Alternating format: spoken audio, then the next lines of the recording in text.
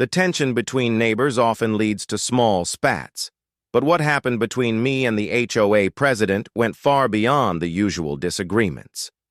It all started with a simple issue: the height of a fence. I had built a small cabin in the Adidas woods, nestled on the edge of a quiet neighborhood. It was a peaceful retreat, my escape from the city noise, where I could relax and unwind. However, the HOA president, an overzealous man named Craig, had an issue with my fence. He claimed it violated the community guidelines, and despite my attempts to resolve the matter amicably, Craig insisted I remove it or face penalties.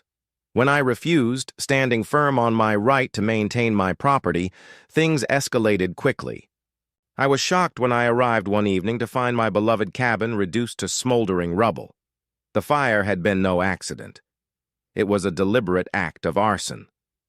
I couldn't believe that someone, especially an HOA president sworn to uphold community rules, would go so far as to destroy something that had taken me years to build.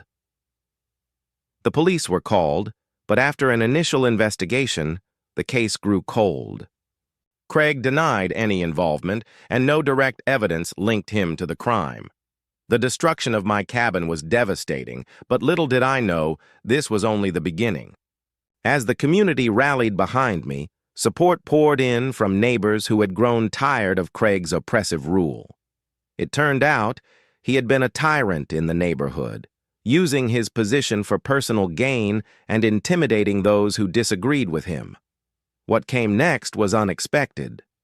A local businessman who had been one of Craig's targets offered to help rebuild my cabin, only this time it would be a state-of-the-art fireproof version. As the community rallied to support me, Craig's grip on the neighborhood loosened. Soon, his shady dealings came to light, and he was removed from his position.